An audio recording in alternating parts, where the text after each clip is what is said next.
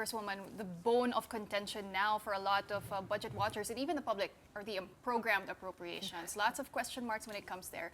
And JC Punong Bayan did say that for next year's budget, parang there was a sneaky insertion or something new introduced, and that's giving more power to the executive through the DBM secretary to approve the releases of projects or funds for projects under UA. Hindi ba talaga ganun yung sistema, Kong? Is that... Actually, if he's pertaining to special provision number 9 or 10, if we moved it, because we changed special provision number 1. Special provision number 9 already was there in the previous GAS. And special provision 9, in effect, says that the DBM is authorized to, 1, approve disbursements under UA, and 2nd, reallocate within unprogrammed appropriations across particular purposes. So it's not something new. That special provision has been there since the previous GAS. So maybe that's what he's referring to, but DBM has always had the authority to disburse unprogrammed appropriations. What about the education budget? I know you've bumped it up, but I'm so sorry to quote the budget watchers again, pero at least para harap-harapan natin ma-address. They're saying, yes, malaki siya, but also na pinasok din daw doon yung mga retirement benefits and parang pensions yata of education workers. Is that true? Actually, in terms of the base for the, because the NEP level for the budget for the whole education sector was at 1.22 trillion pesos. And that's the base that we used on the part of the House. That came from the DBM. And then the way that we were able to come up with the current level of 1.28 trillion pesos is we added the roughly 56 billion pesos that we added on the part of the House. So that's how we came up with it. So if ako kasi, the retirement benefits of teachers would also have to go towards the education budget because essentially that's a right that our educators get. So we are very much open, us on the part of the House and also the DBM would be open to have that conversation with the budget observers to kind of align on the assumptions, the parameters that we use to come up with a figure. But where else could it go, you think? Because sometimes, di ba, may mga, kumbaga yung DepEd, nag-build ng classroom, pero hindi daw nila yung strength, so napunta sa DPWH, tapos ngayon, di naman na-build yung classroom. So, minsan nagkakapasahan because supposedly it's not the strength of this or it doesn't actually belong to this mandate. Where do you think you could, put in those things? I mean, yes, they're important. Yes, definitely. So for the BEF, for fiscal year 2026, we work closely with Secretary Sonny Angara, and we now modify the special provision pertaining to the build-out construction of classrooms. So previously, there were only 2 options. You only have either DepEd or DPWH building the classrooms. But for fiscal year 2026, to avoid that situation again, there are now 4 options. So DepEd, DPWH, LGUs, and the President himself also mentioned that earlier today, and lastly, PPPs, public-private partnerships. So hopefully, given that you have 4 modes for fiscal year 2026, we would avoid a situation where there's underutilization of the funds under the Basic Education Facilities Program. I know you've emphasized that you made a big cut in the unprogrammed appropriations, I think by a third from 360, it's down by 120 yes. from this year. But my question is it in any way possible to completely do away with unprogrammed appropriations or at least reduce it to below 100 billion so that parang walang panukso ba? Yeah. Yes, I've actually been very vocal about that over the previous days, that the House is not adamant in keeping the whole 240 billion pesos. But thank you very much, Ed, for raising that. The level of unprogrammed appropriations for 2026 is 120 billion pesos lower than it was in 2025, which is around 360 billion. There are certain items within the unprogrammed appropriations that we believe would have to be retained because these are our commitments to our foreign international development partners like the World Bank, JICA, COICA, and ADB. So those amount to about 113 billion out of the 240 billion.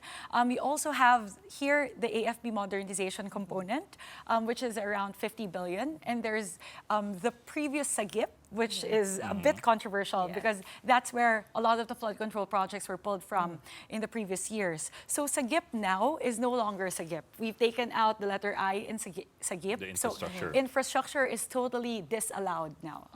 It's no longer an authorized purpose under unprogrammed appropriation. So now it's only now focused on the social programs, so government social programs. So only those pertaining to DSWD, DOH, PhilHealth, SSS, and SHEDs for scholarships. So if you add those three items, 113 plus 50 plus 45, you're already at 200 plus billion out of 240 billion. So as I have always said, we are open to reducing the level of unprogrammed appropriations. I've always said that. I know the sentiments of our friends in the Senate with regard to unprogrammed appropriations. And between now and the BICAM, the House is very much open to discussing with them on how we can best rationalize the level of unprogrammed appropriations. I know you've said in your press con that you're very open kung may suggestion yung Senate, kung ano pwede gawin to rationalize and even further cut the amount, total amount for UA,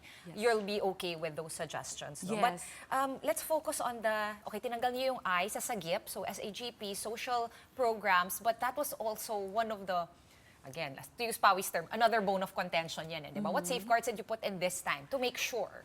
I know it's not an election year, so it's probably not that mainit, no? But what did you have to do there to make sure na hindi na to magalaw?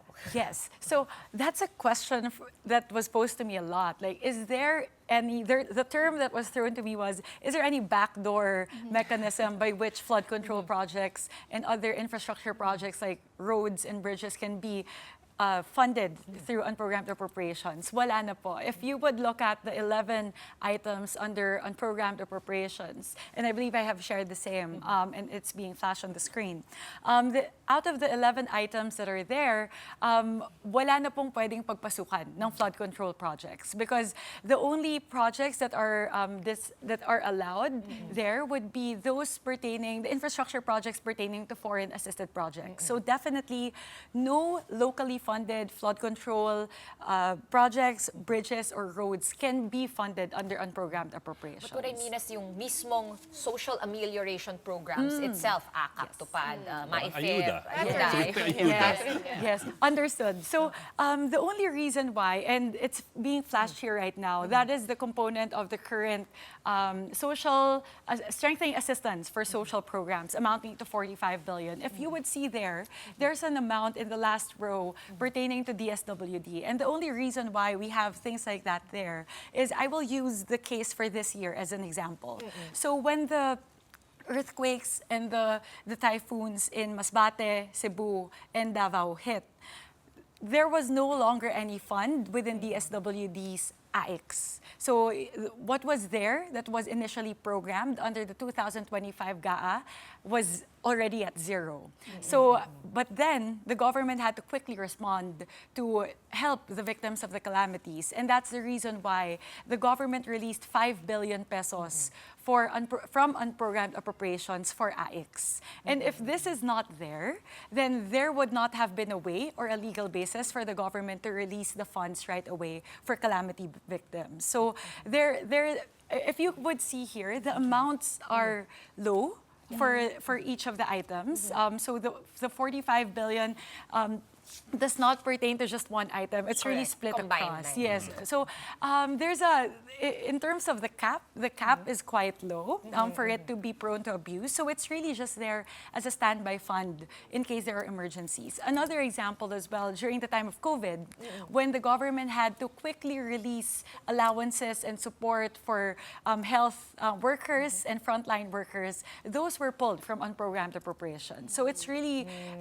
so unprogrammed appropriations have been in effect for such a long time, and I understand the concern of the public because in previous years it has been the source for questionable flood control projects that were released. But the assurance that I can give our countrymen is that for fiscal year 2026, we have put in the necessary safeguards to make sure that doesn't happen again. But don't we have already flexible funds within the budget, like the President's Contingency Fund, also the NDRR NDRRMF, among other things. I think there's one more embedded in the departments. So don't we have already enough flexi funds? I agree. So the NDRRMF, or the Calamity Fund, has about 30 billion pesos in the 2026 budget.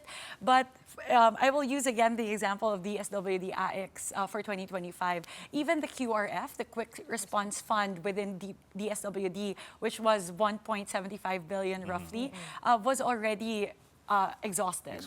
And for this year, we increased the NDRRMF by another 10 billion. So 20 billion in the 2025 budget, 30 billion in the 2026 budget. So that is why we want to stick with the programmed appropriations. I agree. Ideally, we want to stick with what's there, programmed within the departments, plus the calamity fund or the contingent funds. So in very simple terms, it's a backup plan of a backup plan. Yes, exactly. Plan C, ganun.